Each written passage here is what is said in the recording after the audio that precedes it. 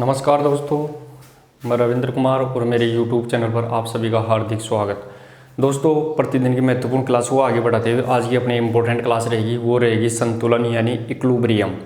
दोस्तों, आज की इम्पोर्टेंट क्लास अपनी इक्विलिब्रियम यानी संतुलन से रिलेटेड रहेगी, लेकिन मैं इसमें बता दूं ये क्लास भी अपनी शॉर्ट एंड स्वीट रहेगी और यहाँ से 1 या 2 प्रश्न आना निश्चित है और वो भी सीधे सीधे ही पूछे जाते हैं। तो अपन उन्हीं लाइनों पे उन्हीं फैक्ट पर ही बात करेंगे जो सीधे पर्सन के अकॉर्डिंग होंगे। उसके अलावा अपन एक्स्ट्रा बातों पे बिल्कुल भी ध्यान नहीं देंगे। जो पर्सन के हिसाब से इंपॉर्टेंट रहेंगे वही फैक्ट अपन इसमें नोट करेंगे।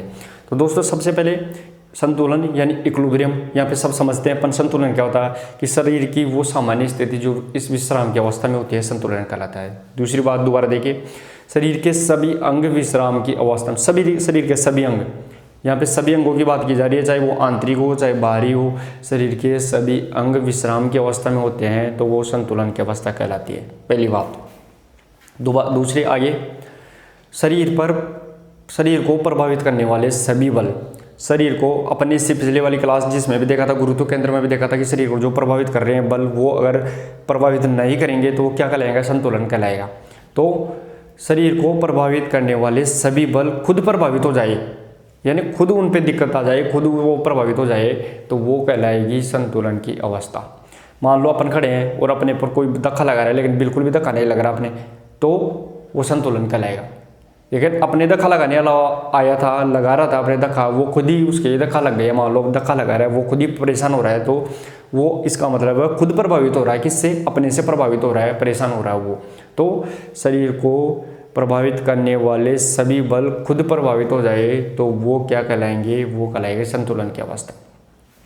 आगे, अब संतुलन कितने प्रकार का होता है? तो दोस्तों, संतुलन 3 प्रकार का रहेगा, एक स्थायी, दूसरा अस्थायी और तीसरा उदासीन संतुलन। यह भी आप लोगों को ध्यान रखना है। तो पहला स्थायी, दूसरा अस्थायी और तीसरा उदासीन, स्टैटिक, डायनेमिक और न्यूट्रल, यानी स्थायी, अस्थायी और उदासीन संतुलन।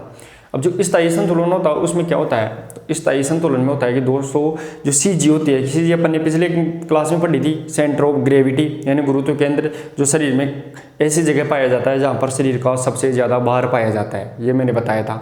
तो पहली स्थायी संतुलन में क्या होगा कि शरीर की जो CG है वो आधार से ऊपर जाने के बाद में वापस अपनी जगह पे वापस आ जाए तो वो स्थायी संतुलन कहलाएगा, सबसे इम्पोर्टेंट। दूसरा, अस्थायी संतुलन में कि जो CG है वो आधार के नज़दीक तो है, आधार यानी धरातल जमीन के नज़दीक है, लेकिन वो अपनी जगह से एक बार हटने के बाद में दोबारा उस जगह पर नहीं आएगी, तो उसे बोलेंगे अपन क्या? उसे बोलेंगे अपन अस्थायी संतुलन। इसके अलावा तीसरा उदासीन, कि किसी भी प्रकार की अवरोध के बावजूद, यानी उसमें अपन न ऊपर जा रहे हैं नीचे जा रहे हैं, फिर भी उसमें किसी प्रकार की संतुलन या उसकी CG में कोई परिवर्तन नहीं आ रहा है तो वो कहलाएगा उदासीन संतुलन, यानी बिल्कुल एनी टाइम वो संतुलन की अवस्था में ही बनी रहेगी।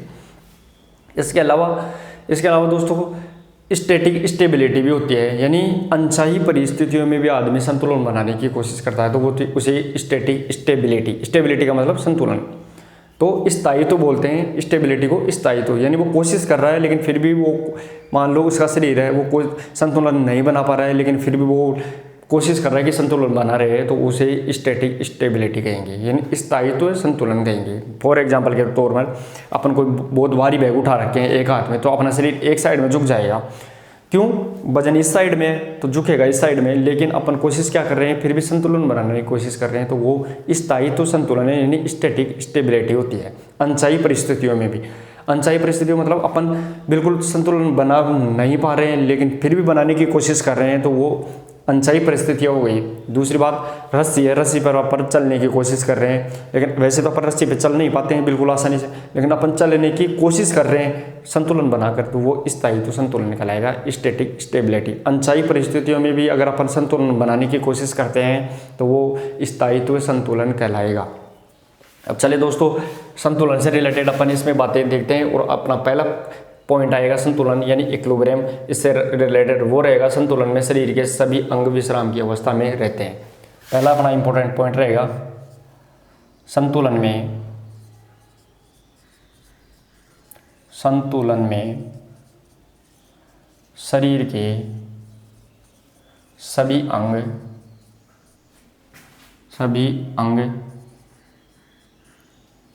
विश्राम की अवस्था में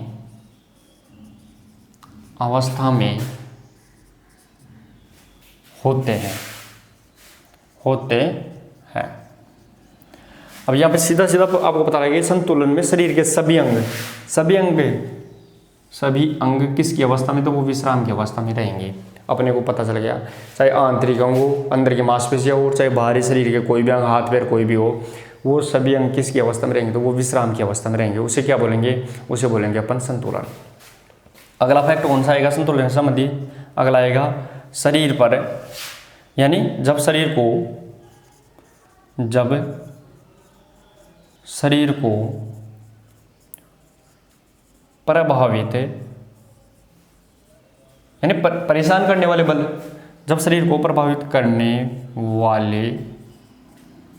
वाले सभी बल, चाहे वो हवा का बल हो, चाहे वो गुरुत्वाकर्षण बल हो, चाहे घर्षण बल हो, कोई भी हो, करने वाले सभी बल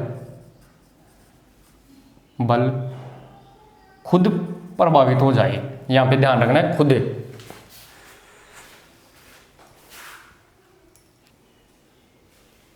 जब शरीर को प्रभावित करने वाले सभी बल खुद प्रभावित हो जाए, यहां पे खुद प्रभावित हो जाए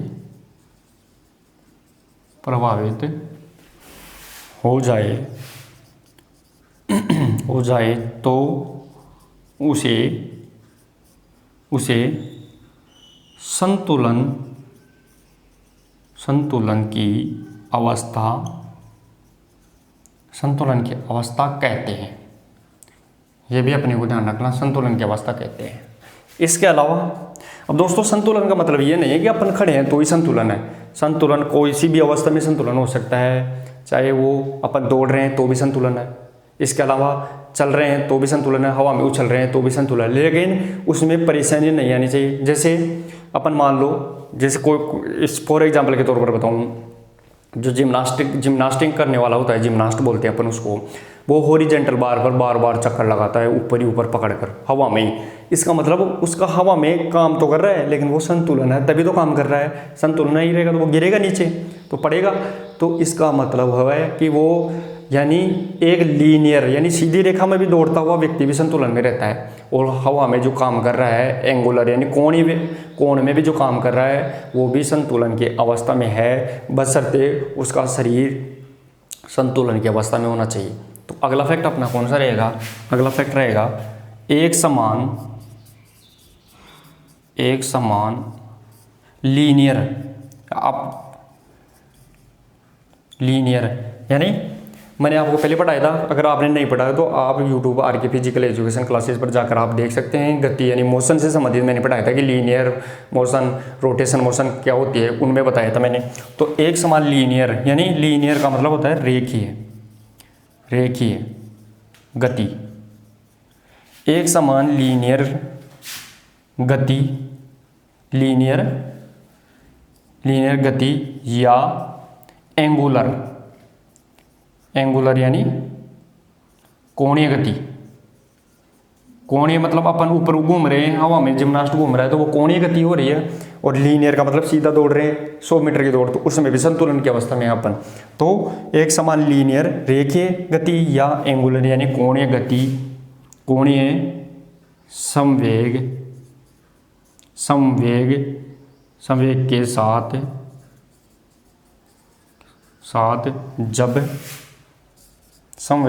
जब शरीर विश्राम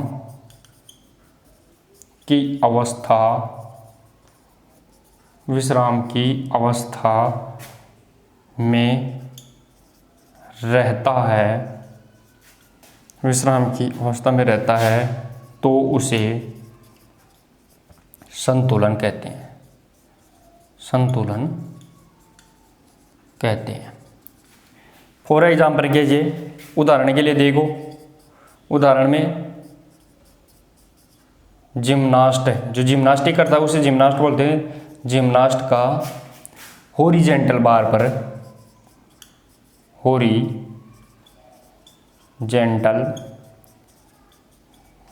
पर प्रदर्शन करना। अब देखिए दोस्तों, मैंने आपको क्या बताया इसके अंदर कि सबसे पहले इंपॉर्टेंट बता दिया कि मैंने संतुलन में शरीर के सभी अंग विश्राम की अवस्था में रहेंगे। इंपॉर्टेंट, जब शरीर को प्रभावित करने वाले सभी बल खुद प्रभावित हो जाएंगे, यानी जो अपने ऊपर प्रभाव डाल रहे हैं वो उनसे अपने को बिल्कुल भी कुछ भी प्रभाव नहीं पड़ा शरीर में, वो खुद ही प्रभावित हो गए, तो वो अवस्था कौन सी रहेगी? वो संतुलन की अवस्था रहेगी।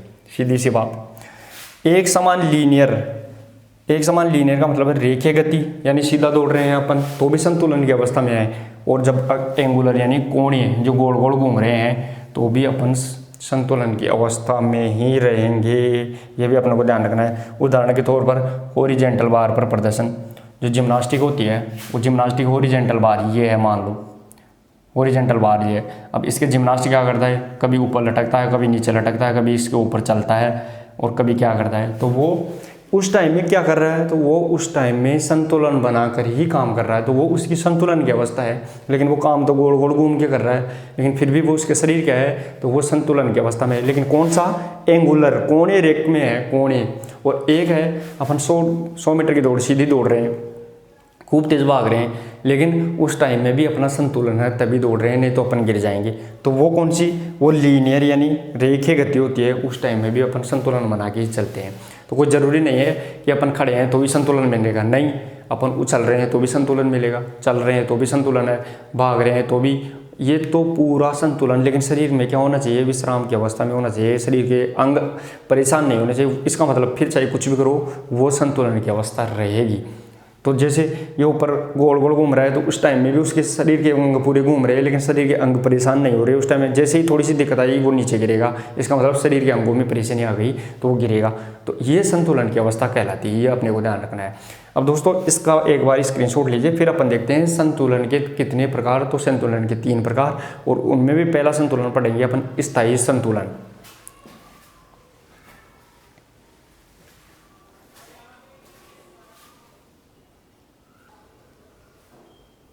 तो चलिए दोस्तों अब देखते हैं अपन संतुलन के प्रकार। यहाँ पे देखेंगे संतुलन के प्रकार। तो पहला रहेगा संतुलन के प्रकार। संतुलन 3 प्रकार का होता है, 3 प्रकार का होता है, यह आपको ध्यान रखना है। संतुलन कितने प्रकार का होता है? तो संतुलन 3 प्रकार का होता है। इंपॉर्टेंट पहली बात।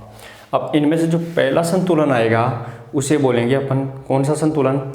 स्थायी संतुलन। पहला रहेगा अपना कौन सा? तो वो रहेगा इसमें पहला स्थायी संतुलन। स्थायी संतुलन। अब देखिए दोस्तों स्थायी संतुलन में, अब स्थायी संतुलन में होता क्या है वो देखिए।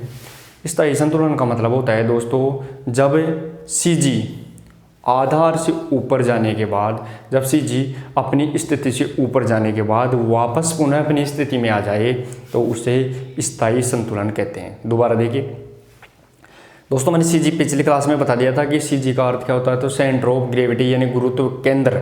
गुरुत्व केंद्र क्या होता है? शरीर का जहाँ पर सबसे ज़्यादा भार पाया जाता है, शरीर का सबसे ज़्यादा द्रव्यमान जिस जगह पर पाया जाता है वो सीजी कहलाएगी। और सीजी क्या कर रही थी? तो वो संतुलन प्रदान कर रही थी अपने को। क्या कर रही थी? संतुलन प्रदान कर रही थी। काल्पनिक रेखा थी, अनुमानित बिंदु थी, और वो संतुलन प्रदान कर रही थी। तो संतुलन इसमें सीजी का काम आएगा, इसमें पूरा सीजी का काम है, किसमें? संतुलन टॉपिक में। तो स्थायी संतुलन में क्या पढ़ेंगे? तो स्थायी संतुलन का मतलब है जब सीजी अपने आधार से ऊपर या अपनी स्थिति से ऊपर जाने के बाद में, नीचे नहीं ऊपर जाने के बाद में फिर वापस पुनः अपनी स्थिति में आ जाए तो उसे अपन स्थायी संतुलन कहेंगे। फॉर एग्जांपल के लिए बॉक्सिंग का पंचिंग बैग देखिए। बॉक्सिंग का जो बैग होता है, पंचिंग बैग जिस पे बॉक्सिंग करते हैं, वो हिलता है डुलता है, इधर जैसे ही मारेंगे आगे जाएगा, कभी इधर आएगा, लेकिन वो बाद में अपनी जगह पर वापस ही आ जाएगा। वह जो मूल स्थिति थी उसकी जिस जगह पे वो एक जगह था वापस आ जाएगा। तो उसे उसकी सीजी ऊपर नीचे यानी आगे पीछे खिसकने के बाद में वापस आ गई तो वो क्या कहलाई? स्थायी संतुलन हो गया। दूसरा देखिए दोस्तों, बास्केटबॉल में जो खिलाड़ी होता है, जो बास्केट के यानी टोकरी में जो जंप लगा के बॉल को डालता है, तो सीजी उसकी ऊपर चलेगी। जैसे वो जंप लगाएगा सीजी ऊपर, और जंप लगाने के बाद में वो वापस नीचे आके गिरेगा और फिर खड़ा हो जाएगा। तो इसका मतलब वापस उसकी सीजी उसी अवस्था में आ गई, पहले वाली अवस्था में, तो वो स्थायी संतुलन कहलाएगा। तो इसके बारे में पहला अपन देखते हैं स्थायी संतुलन। स्थायी संतुलन, और इसके बारे में क्या लिखेंगे? जब जब सी जी सेंटर ऑफ ग्रेविटी, सी जी का मतलब क्या होता है, सेंटर ऑफ ग्रेविटी, मैंने पहले पिछली क्लास में पढ़ाया था गुरुत्व केंद्र। जब सी जी अपनी जगह से, जब सी जी अपनी जगह से स्थिति में, यानी ऊपर जाकर, जब सी जी अपनी जगह से ऊपर जाकर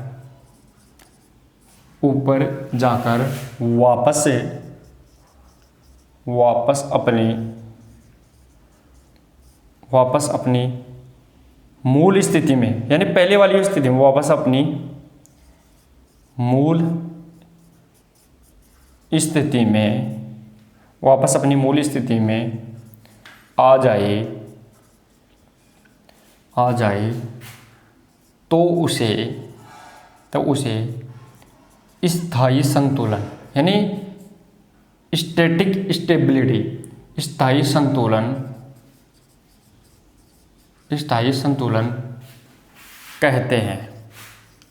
कहते हैं। ये आपको ध्यान रखना है। यानी स्थायी संतुलन पहला प्रकार पढ़ रहे हैं। संतुलन में 3 प्रकार बताए थे, उसमें से पहला प्रकार है स्थायी संतुलन, जब सी जी अपनी जगह से ऊपर जाकर वापस अपनी मूल स्थिति जब पहले थी वहीं पर आ जाए तो वो स्थायी संतुलन कहलाता है। इंपॉर्टेंट उदाहरण के तौर पर मैं आपको बताऊं तो बॉक्सिंग का पंचिंग बैग।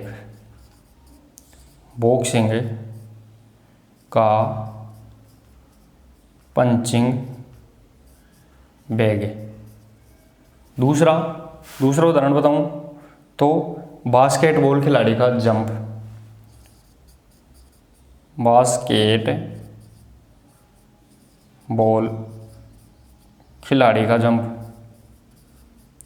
खिलाड़ी का जंप। तीसरा उदाहरण बताऊं तो वॉलीबॉल खिलाड़ी का स्मैश, वॉलीबॉल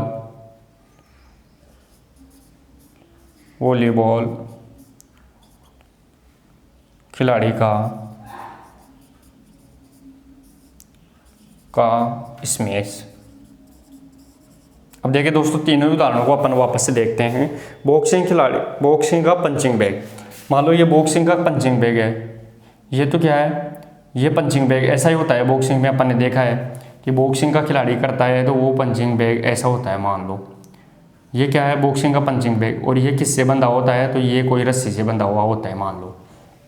लेकिन जैसे ही खिलाड़ी इसके मारेगा तो ये पंचिंग बैग पहले तो इधर जाएगा, फिर वापस इधर आएगा, ऐसे चलता रहेगा। लेकिन लास्ट में इसको अपन छोड़ देंगे तो वो बिल्कुल अपनी स्थिति में ही वो वापस आ जाएगा, इसी स्थिति में वापस आ जाएगा वो। तो इसका मतलब वो अपनी मूल स्थिति में वापस आ गया हिलने के बाद में, तो वो क्या कहलाएगा, स्थायी संतुलन कहलाएगा। आगे देखिए, बास्केटबॉल खिलाड़ी का जंप। मान लो ये बास्केटबॉल का ये बोर्ड है और इसमें ये बास्केट की मान लो ये टोकरी लगी हुई है, ये अपना स्टैंड हो गया।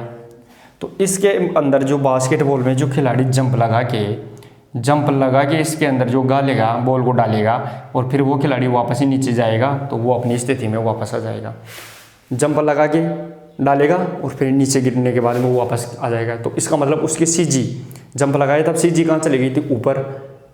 उसका संतुलन कहाँ चला गया था, ऊपर, लेकिन वापस वो नीचे आ गया और वापस मूल स्थिति में ही आ गया, तो उसका वो क्या कहलाएगा, स्थायी संतुलन। इसके अलावा तीसरा है अपना वॉलीबॉल खिलाड़ी का स्मैश। वॉलीबॉल का खिलाड़ी होता है तो ये नेट होता है। इस नेट के ऊपर वो क्या करता है, इस नेट के ऊपर वो मान लो स्मैश मारता है, उछल के स्मैश मारेगा ऊपर उछल के, तो वो मारने के बाद में वापस नीचे आएगा, तो उसका भी संतुलन पूर्व अपने वाले वापस स्थिति में ही आ जाएगा। तो ये क्या होता है, सीधा आपको स्थायी संतुलन में याद रखना है। मूल स्थिति अगर वापस प्राप्त हो जाए तुरंत ही, यहाँ पे तुरंत ही पूछा गया है, मूल स्थिति तुरंत ही वापस प्राप्त हो जाती है तो वो स्थायी संतुलन कहलाता है। फॉर एग्जांपल के लिए आप कुछ भी देख सकते हो जो आपके दिमाग में आए, लेकिन होनी चाहिए मूल स्थिति तुरंत वापस मिल जानी चाहिए काम करने के बाद में। जैसे इसके बैग के पंच मारा था, बैग चला गया उधर, फिर तुरंत आ गया वापस नीचे मूल। बास्केटबॉल में खिलाड़ी जंप में उछला था और उछल के तुरंत वापस अपनी स्थिति में आ गया, तो वो क्या, स्थायी संतुलन। ऐसे ही स्मैश वॉलीबॉल के अंदर, तो ये क्या कहलाता है, तो ये स्थायी संतुलन कहलाता है दोस्तों। तो इस प्रकार अपन ने संतुलन के 3 प्रकार में पहला प्रकार स्थायी संतुलन पढ़ लिया, और इसमें CG अपनी जगह से ऊपर जाकर वापस अपनी मूल स्थिति में आ जाती है, तो वो होता है। और इसके तीनों अपन ने उदाहरण देख लिए, बॉक्सिंग और बास्केटबॉल और वॉलीबॉल का। इससे अपन एक बार आप इसका स्क्रीनशॉट लीजिए। अपन फिर संतुलन के दूसरा प्रकार अस्थायी संतुलन पढ़ते हैं अपन।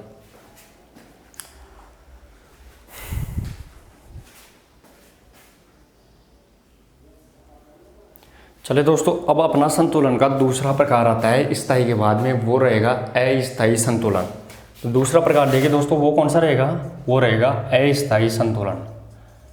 अस्थायी संतुलन। अब देखिए दोस्तों, अस्थायी संतुलन का अर्थ क्या होता है? अस्थायी संतुलन का मतलब होता है जब CG स्थायी तो अपन ने समझ लिया अच्छी प्रकार की, वापस CG अपनी मूल स्थिति में आ जाती है।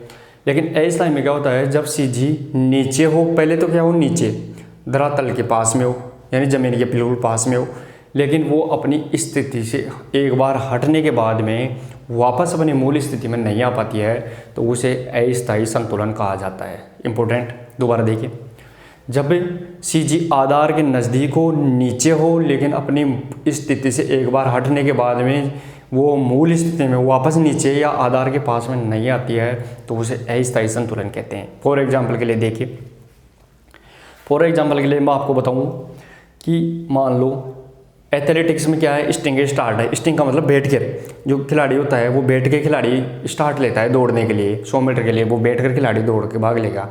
तो वो एक बार मान लो एथलेटिक्स में स्टिंग स्टार्ट में क्या होता है कि जो बैठकर खिलाड़ी है वो खिलाड़ी बैठकर भाग ले रहा है, बैठकर दौड़ने की। इसका ये तो सिर हो गया, ये इसके हाथ हो गए दोनों, और ये पीछे पैर हो गया मान लो। अब वो ऐसे बैठकर ले रहा है पीछे की तरफ, लेकिन एक बार वो अब इसकी CG क्या है, नीचे है, क्योंकि नीचे बैठा है। तो CG का मतलब मैंने पहले बताया था कि बैठने पर CG नीचे होती है, उछलने पर ऊपर हो जाती है, और संतुलन की अवस्था में वो 56% पर होती है। अब इसकी CG बैठा है तो नीचे की तरफ है। CG का मतलब इसका सारा शरीर का भार वो नीचे की तरफ है, तो वो CG नीचे। लेकिन जब CG नीचे हो, आधार के नज़दीक हो, इस टाइम आधार के नज़दीक है ज़मीन के, लेकिन एक बार वो अपनी स्थिति से हटने के बाद में दोबारा मूल स्थिति में ना आए, तो उसे अस्थायी संतुलन कहेंगे। जैसे इसकी CG यहाँ है, एक बार अब इसको स्टार्ट करेंगे, स्टार्ट करते ही ये भगेगा, खड़ा होकर भगेगा और 100 मीटर तक जाएगा आगे। अब जाते ही ये 100 मीटर को दौड़ करके करने के बाद में वापस थोड़ी पोजीशन लेगा, वहाँ पे वापस पोजीशन नहीं लेगा कि वहाँ पर 100 मीटर यहाँ से स्टार्ट हो गया, दौड़ कर वहाँ पे जब पहुँच गया 100 मीटर तक और फिर जाके वापस स्टार्ट की कोशिश करेगा। ऐसा नहीं होता है, क्योंकि दौड़ने के बाद में वो सीधा ही चला जाता है आगे की तरफ, वापस अपनी स्थिति में नहीं आता है, तो वो अस्थायी संतुलन कहलाएगा। तो ये एथलेटिक्स के स्टिंग स्टार्ट में क्या हो रहा है, अस्थायी हो रहा है। एक बार बैठा था लेकिन वो खड़ा होकर चला गया, अब दोबारा नहीं बैठ रहा है, वो वापस आके तुरंत ही वापस नहीं बैठ रहा है, तो उसकी CG मूल स्थिति में नहीं आई, इसका मतलब अस्थायी संतुलन। दोबारा जो स्विमिंग होती है, जो तैराकी होती है, तैराकी में भी जो स्विमर होता है वो ऐसी पोजीशन में ही रहता है, अपने जो स्टैंड होते हैं, स्टार्टिंग स्टैंड, जो स्टैंड पे ऐसा ही रहता है, और उसके सामने ये पानी भरा रहता है, उसके सामने ये पानी भरा रहता है। अब जैसे ही उसको क्या मिलेगा, जैसे ही उसको आदेश मिलेगा स्विमर को या तैराकी में जो खिलाड़ी है उसको आदेश मिलेगा, वह तुरंत उछलकर इस पानी के अंदर कूद जाएगा, तुरंत उछलकर, और पानी में कूदने के बाद में वो तैरने लग जाएगा। तो इसकी पहले स्थिति कैसी थी, CG की नीचे थी, लेकिन अब वो तैर रहा है ऐसे। अब वो ऐसा थोड़ी कि दोबारा निकल के इस ऐसे पोजीशन में बैठेगा, तुरंत ही नहीं बैठेगा, वो अंदर काम करता रहेगा, तो उसकी CG मूल स्थिति में वापस नहीं आ पा रही है, तो वो क्या कहलाएगा, अस्थायी संतुलन कहलाएगा। सीधा इसका क्या मतलब निकल के आया कि जब CG नीचे हो, पहले तो नीचे है, आधार के नज़दीक हो, लेकिन वो अपनी स्थिति में हटने के बाद मूल स्थिति में वापस नहीं आ पाती है, तो उसे अस्थायी संतुलन कहेंगे। वो अपन ने देख लिया एक बार इसको। अब इसको फैक्ट के रूप में भी अपन लिखते हैं दोस्तों। तो फैक्ट के रूप में अपन इसको लिखेंगे, तो अस्थायी संतुलन में क्या होगा, जब CG का मतलब सेंटर ऑफ ग्रेविटी, गुरुत्व केंद्र, जब CG नीचे हो, आधार के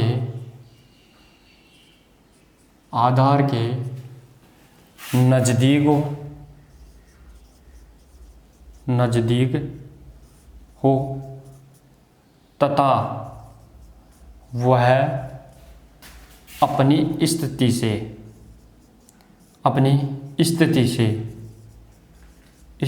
से हटने के बाद वापस मूल स्थिति में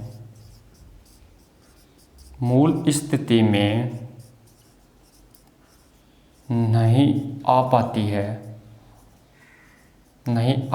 है तो उसे अस्थायी संतुलन कहेंगे। अस्थायी संतुलन होता है, तो उसे अस्थायी संतुलन होता है। मतलब वो अपनी मूल स्थिति में वापस नहीं आ रही है। यहाँ पे यही बताया गया है, जब CG तो पहले तो क्या है, नीचे आधार के नज़दीक है, और वह अपनी स्थिति से हटने के बाद वापस वो मूल स्थिति में नहीं आ पा रही है, मूल स्थिति में नहीं आ पाती है, तो उसे क्या कहेंगे, अस्थायी संतुलन कहेंगे। फॉर एग्जाम्पल के यानी उदाहरण के तौर पर मैं बता ही दिया मैंने। उदाहरण के तौर पर क्या बताया, तो उदाहरण के तौर पर मैंने बताया एथलेटिक्स का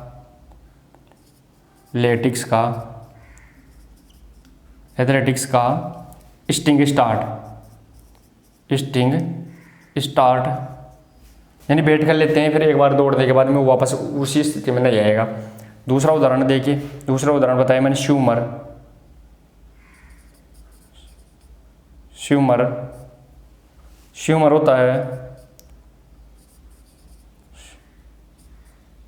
होता है यानी श्यूमर क्या करता है, श्यूमर का स्टार्ट स्विमिंग में, यहाँ पे दूसरा क्या होएगा, स्विमिंग में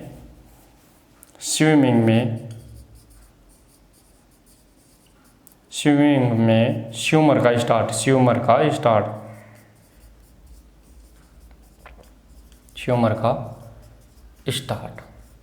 तो ये भी क्या कहलाएगा, ये अस्थायी संतुलन ही कहलाएगा दोस्तों, ये आपको ध्यान रखना है। तो दोस्तों इस प्रकार अपन ने संतुलन का दूसरा प्रकार अस्थायी संतुलन भी पढ़ लिया। एक बार आप इसका स्क्रीनशॉट ले लीजिए। फिर अपन इसका तीसरा प्रकार उदासीन संतुलन पढ़ते हैं।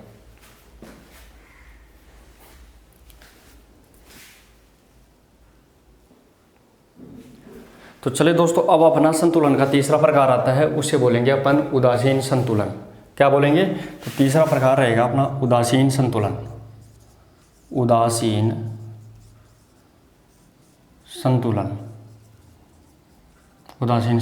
अब देखिए दोस्तों, उदासीन संतुलन क्या होता है, यानी न्यूट्रल स्टेबिलिटी क्या होती है। उदासीन संतुलन का मतलब होता है जब CG में किसी भी अवरोध के बाद भी, यानी किसी भी अवरोध के बाद भी CG में कोई परिवर्तन नहीं होता है, यानी न तो CG ऊपर जा रही है न नीचे जा रही है, या फिर न ही वो अपने वापस मूल स्थिति में वापस आ रही है, लेकिन वो क्या हो रही है, जैसी थी वैसे ही रहेगी, तो वो उदासीन है। यानी न तो CG ऊपर गई न नीचे गई, या फिर न अपनी स्थिति से हटने के बाद वो वापस आई, तो वो क्या है, बिल्कुल वैसी ही है जैसे पहले थी, तो वो क्या रहेगी, उदासीन रहेगी। यानी CG में किसी भी प्रकार के अवरोध के बावजूद CG अपनी प्रारंभिक यानी मूल स्थिति में ही रहती है, या मूल CG में कोई परिवर्तन नहीं आता है, तो वो क्या कहलाएगा, वो उदासीन संतुलन कहलाएगा। CG में किसी भी अवरोध के बावजूद CG में कोई भी परिवर्तन नहीं होता है, न तो ऊपर जा रही है न नीचे जा रही है, मतलब वो अपनी मूल स्थिति में है, तो वो क्या कहलाएगा, उदासीन संतुलन। उदाहरण के तौर पर बॉल है, बॉल को अपन अगर ऊपर पटकेंगे तो वो ऊपर से पटकेंगे, गिराएंगे, तो वो क्या होगा, ऊपर से गिराने के बॉल टप्पा खाकर वापस ऊपर नीचे आएगी, तो उसका मतलब क्या हो रहा है, उसकी CG चेंज हो रही है। लेकिन अगर बॉल को अपन ग्राउंड पे लुढ़काएंगे, नीचे लुढ़का देंगे, तो वो ग्राउंड पे ऐसे की चलती रहेगी सीधी, उसकी CG में कोई परिवर्तन नहीं आ रहा, लेकिन फिर भी वो चल रही है, यानी जैसी CG है उसकी फिक्स है। इसके अलावा वॉकिंग कर रहे हैं अपन, यानी वॉकिंग का मतलब रेस नहीं लगा रहे, एक ही पोजीशन में अपन धीरे धीरे दौड़ रहे हैं, इसका मतलब CG बिल्कुल सीधी है, कोई परिवर्तन नहीं हो रहा उसमें, न अपन ऊपर जा रहे हैं न नीचे जा रहे हैं, सीधी बिल्कुल CG चल रही है। तो वॉकिंग करते हैं तो भी वो अपने आएगी। तो इसमें देखिए, पहला उदासीन संतुलन में क्या लिखेंगे अपन, इसके अंदर लिखेंगे जब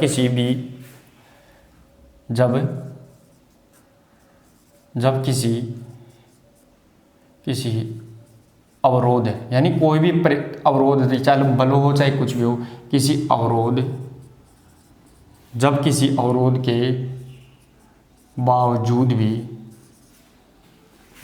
भी जब किसी अवरोध के बावजूद भी CG में कोई भी परिवर्तन नहीं आता है तो उसे उदासीन संतुलन कहते हैं। उदासीन संतुलन कहते हैं। ये अपने को ध्यान रखना है। उदाहरण के तौर पर मैं आपको बताऊं तो उदाहरण के तौर पर मैंने बता दिया वॉकिंग करना। दूसरा उदाहरण मैंने बताया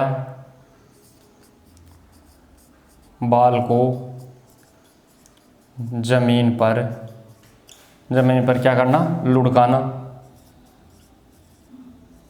लुढ़काना। ये किस में होता है? तो ये मान लो ये बॉल है अपनी, और ये बॉल घूमती कहाँ जा रही है? ज़मीन पे जा रही है। तो उसकी CG में परिवर्तन नहीं आएगा क्योंकि एक ही सीधी जा रही है। लेकिन अगर यही बॉल ऊपर जाए, कभी नीचे आए, कभी ऊपर जाए, तो इसकी CG में परिवर्तन हो जाता है। तो ये ज़मीन पर लुढ़का रहे हैं तो भी वो कौन से संतुलन में आएगा? तो वो उदासीन में ही आएगा। तो किसी भी बावजूद के ध्यान रखना, यहाँ पे पूछा गया है जब अवरोध के बावजूद CG में कोई भी परिवर्तन नहीं होता है तो वो कौन सा? वो उदासीन संतुलन कहलाएगा। ये अपने को ध्यान रखना है। अब दोस्तों, संतुलन को मापने के लिए एक मीटर का प्रयोग किया जाता है जिसे बोलते हैं लेवेलोमीटर। ये भी अपने को ध्यान रखना है। उपकरण है तो अगला स्टार लगा के लिखना। संतुलन को मापने के लिए संतुलन को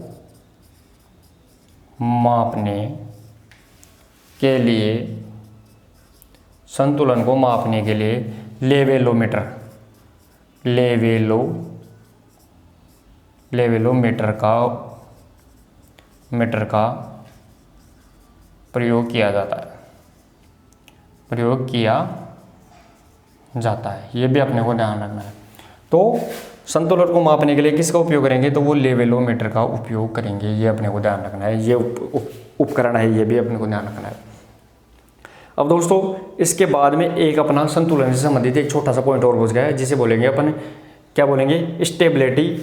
स्थायित्व स्टेबिलिटी। यानी अनचाही परिस्थितियों में भी अपन संतुलन बनाने की कोशिश करते हैं तो वो स्टेबिलिटी कहलाती है। जैसे मान लो मैंने बता दिया कि अपने पास क्या है, बहुत भयंकर भारी बैग है, तो अपन इधर खींच रहे हैं ऐसे। तो क्यों खींच रहे हैं ऐसे? कि बैग को पकड़ने के लिए। लेकिन इस टाइम में अपन क्या कर रहे हैं? संतुलन बनाने की कोशिश कर रहे हैं। कौन सी परिस्थिति में? अनचाही में। वो अपन चाही नहीं, सीधा खड़ा होने के लिए अपन कोशिश करते हैं तो वो अपनी परिस्थिति सही नहीं है, क्योंकि बैग इधर है तो गिर जाएंगे। लेकिन अपन इधर खींच के रखेंगे तो अनचाही परिस्थितियों में भी अपन संतुलन बनाने की कोशिश करते हैं तो वो स्थायित्व स्टेबिलिटी कहलाएगी। तो एक बार स्क्रीनशॉट लीजिए, फिर अपन इसको लास्ट पॉइंट को भी देखते हैं।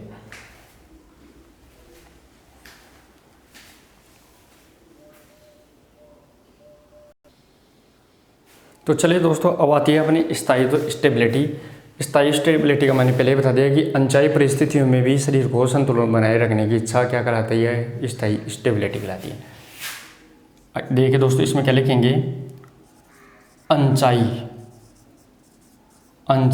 परिस्थितियों में भी शरीर की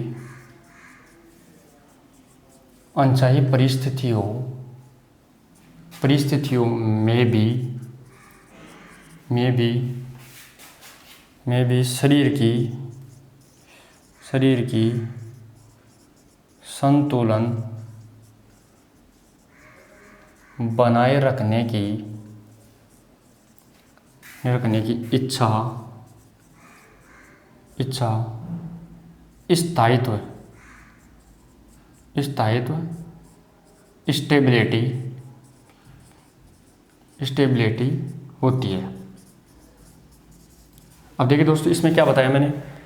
अनचाही परिस्थितियों में मतलब अपन खुद चला के चाह रहे हैं कि संतुलन बना रहे हैं, फिर भी संतुलन नहीं बन पा रहा है, फिर अपन उसके बिना मतलब में उसको ज़बरदस्ती संतुलन बना रहे हैं, तो वो अनचाही परिस्थितियों का काम हो गया।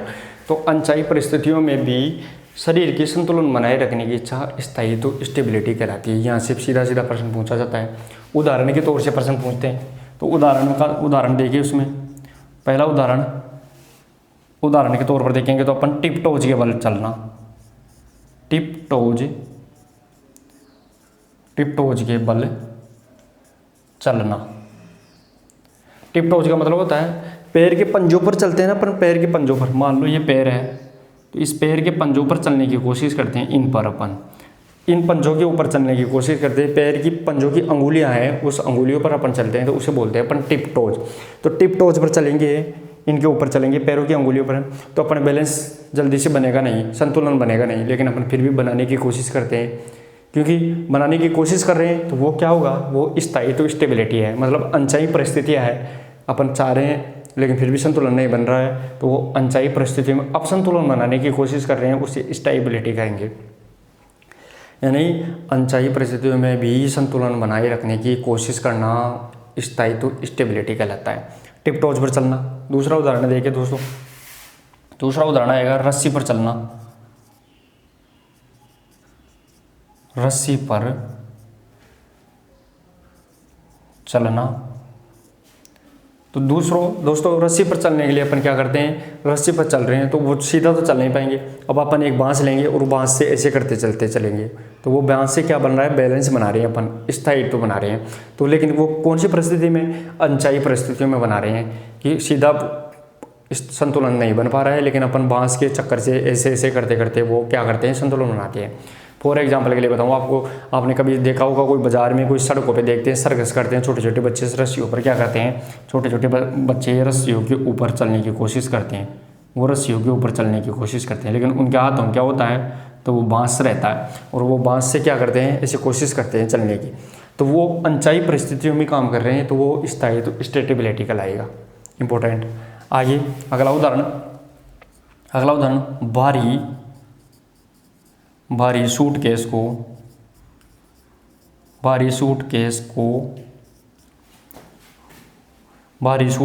संभालने के लिए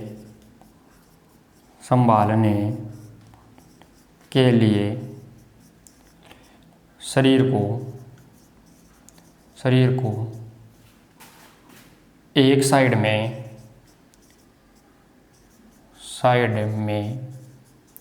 झुकाना।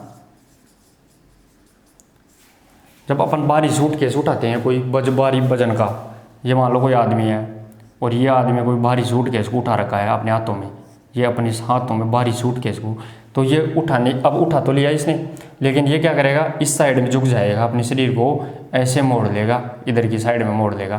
क्यों इधर मोड़ेगा, तो ही वो शरीर को बना के रखेगा संतुलन। तो वो अनचाही परिस्थितियाँ हो गई, उसमें संतुलन बना रहा है तो वो स्थायित्व स्टेबिलिटी कहलाता है। ये आपको ध्यान रखना, स्थायित्व स्टेबिलिटी। तो अनचाही परिस्थितियों में भी शरीर की संतुलन बनाए रखने की इच्छा क्या कहलाती है, तो वो क्या कहलाती है, स्थायी स्टेबिलिटी। तो दोस्तों इस प्रकार अपन ने संतुलन को पढ़ लिया। अब इसमें 2-4 पॉइंट और बचते हैं, एक बार स्क्रीनशॉट लीजिए, फिर मैं आपको बता देता हूँ इसके पॉइंट क्या होते हैं। तो चलिए दोस्तों, आपने स्क्रीनशॉट ले लिया होगा। अब मैं आपको इसको यानी संतुलन को प्रभावित करने वाले कारक बता देता हूँ। यहाँ से भी सीधा सीधा प्रश्न पूछा जाता है कि संतुलन को कौन कौन प्रभावित करते हैं। अपन संतुलन बनाना चाहते हैं लेकिन फिर भी संतुलन नहीं बन पा रहा है, इसका मतलब संतुलन को प्रभावित कौन कौन कर रहा है वो पूछा जाता है।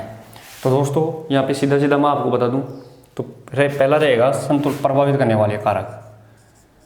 संतुलन को प्रभावित करने वाले कारक। अब देखिए दोस्तों, संतुलन को प्रभावित करने वाले कारक कौन कौन से रहेंगे।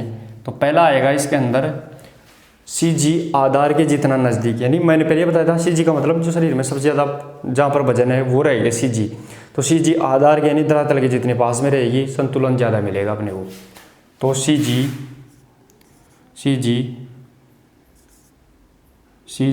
आधार के जितना नज़दीक रहेगी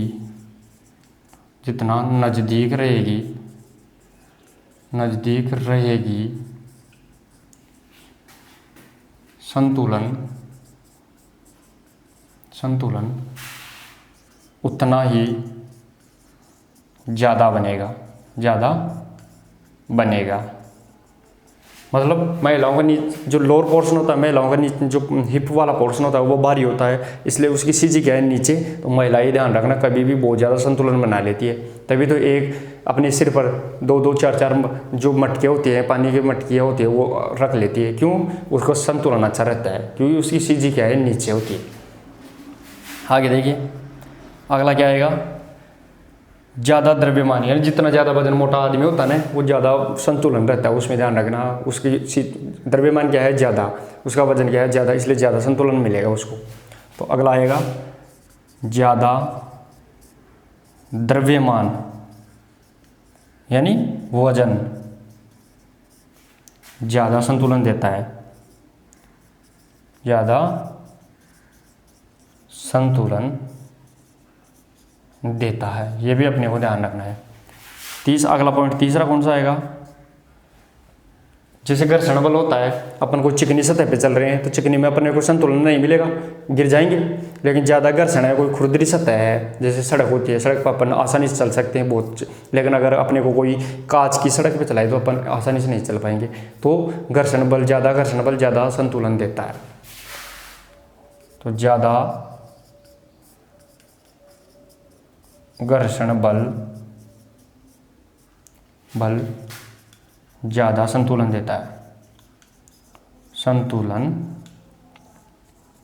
देता है, तो दोस्तों यहाँ पे अपन ने संतुलन को प्रभावित करने वाले 3 कारक ये भी पढ़ लिए, ये भी अपने को इम्पोर्टेंट रहेंगे, तो इनको भी आप ध्यान रखना। तो इस प्रकार दोस्तों संतुलन यानी इक्विलिब्रियम में अपन ने पढ़ लिया, वो अपनी यहीं पे कंप्लीट हो जाती है ये क्लास। अगर आपको क्लास अच्छी लगी हो तो वीडियो को शेयर करें, लाइक करें और चैनल को सब्सक्राइब कर ले। और प्रतिदिन की महत्वपूर्ण क्लासों की PDF भी प्राप्त करने के लिए आप जो RK फिजिकल एजुकेशन क्लासेज का जो टेलीग्राम चैनल है, या फिर जो कमेंट बॉक्स में जो टेलीग्राम चैनल दिया गया है, लिंक दिया गया है, उसको आप ज्वाइन करके क्लास की PDF भी प्राप्त कर सकते हैं। तो मिलते हैं दोस्तों नेक्स्ट और अगली इंपॉर्टेंट क्लास के लिए, तब तक के लिए धन्यवाद।